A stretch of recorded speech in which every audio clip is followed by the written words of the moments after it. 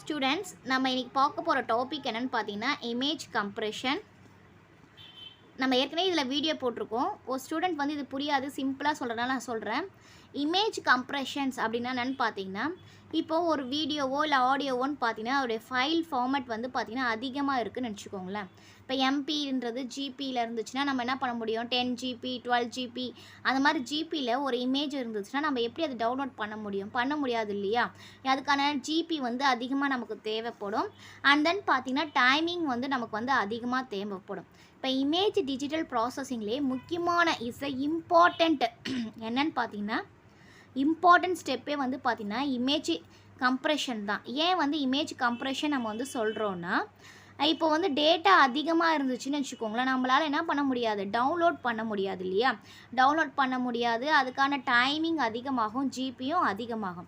அதுக்கான இருக்கிற முக்கியமான ஃபார்மேட் தான் என்னென்னு பார்த்தீங்கன்னா இமேஜ் கம்ப்ரெஷன் அப்படின்னு வந்து சொல்லுவோம். இப்போ இந்த இமேஜ் கம்ப்ரெஷன் என்னென்னு பார்த்தீங்கன்னா, இப்போ ஒரிஜினலாக நம்ம ஒரு இன்புட் கொடுக்குறோன்னா அந்த ஒரிஜினல் இன்புட்டில் எந்த ஒரு டேமேஜும் இல்லாமல் எந்த டேட்டாவுமே லாஸ் ஆகாமல் நமக்கு குறைஞ்ச, இப்போ ஃபார் எக்ஸாம்பிள் நான் உங்களுக்கு சிம்பிளாக சொல்கிறேன்னா, இப்போ இது 10 ஜிபி ஆகுதுன்னு வச்சுக்கோங்களேன்.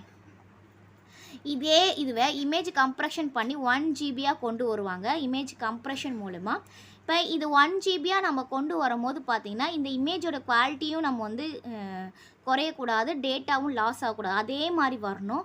அதுக்காக யூஸ் பண்ணுற முக்கியமான டெக்னிக் தான் நம்ம என்ன சொல்லுவோம்னா இமேஜ் கம்ப்ரெஷன் அப்படின்னு வந்து சொல்லுவோம். இப்போ இந்த இமேஜ் கம்ப்ரெஷன்ஸில் என்ன நடக்கும்னு பார்த்தீங்கன்னா, நம்ம கொடுக்குற இமேஜை வந்து பார்த்திங்கன்னா ஃபஸ்ட்டு என்கோடர் பண்ணுவாங்க.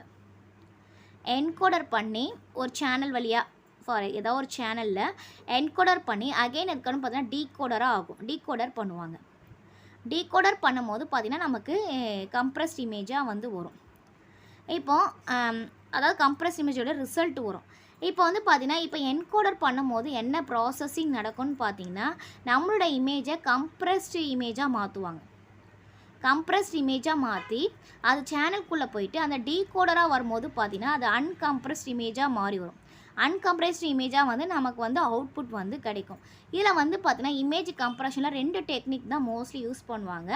ஒன்று வந்து பார்த்திங்கன்னா என்கோடர், இன்னொன்று வந்து பார்த்திங்கன்னா டீகோடர். இது வந்து கம்ப்ரெஸ்டாக மாற்றுறது, இது கம்ப்ரெஸ்டு இருக்கிறது அன்கம்ப்ரெஸ்டாக மாற்றி நமக்கு இமேஜாக ப்ரொடியூஸ் பண்ணுறது. இதுதான் பார்த்திங்கன்னா இதோடைய ப்ராசஸ்ஸு.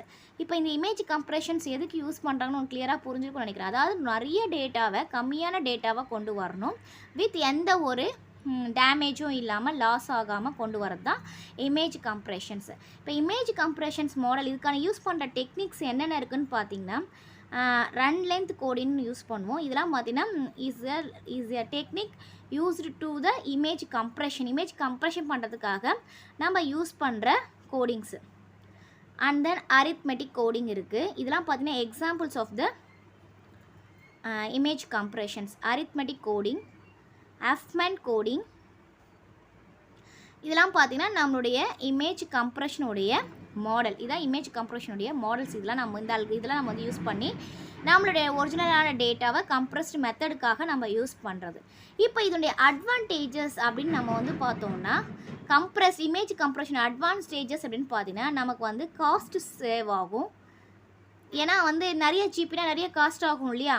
அண்ட் தென் டைமிங் வந்து சேம் ஆகும். இப்போ வந்து நிறைய ஜிபி இருந்தால் அதை டவுன்லோட் பண்ணுறதுக்கு நிறைய டைம் ஆகும். இப்போ நம்ம கம்ப்ரெஸ்டு பண்ணும்போது பார்த்திங்கன்னா நமக்கு என்ன ஆகும், அது இது குறைஞ்சிரும் இல்லையா.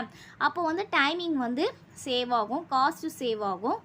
இது வந்து ஈஸியாக ஆக்சஸ் பண்ணிக்கலாம்.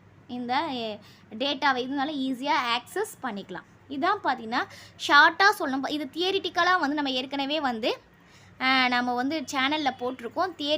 தியரியாக எப்படி இருக்குன்னு சொல்லிட்டு ஜஸ்ட் நம்மளோட ஸ்டூடெண்ட் ஒருத்தவங்களுக்கு புரியாதனால நான் சொன்ன சிம்பிளாக வந்து இமேஜ் கம்ப்ரெஷன்னா என்னன்னு சொல்லிட்டு சொல்லியிருக்கேன். கண்டிப்பாக இது உங்களுக்கு புரியும்னு நினைக்கிறேன். Thank you students. தேங்க்ஸ் ஃபார் வாட்சிங். நம்ம சேனலை சப்ஸ்கிரைப் பண்ணுங்கள், வீடியோவை ஷேர் பண்ணுங்கள்.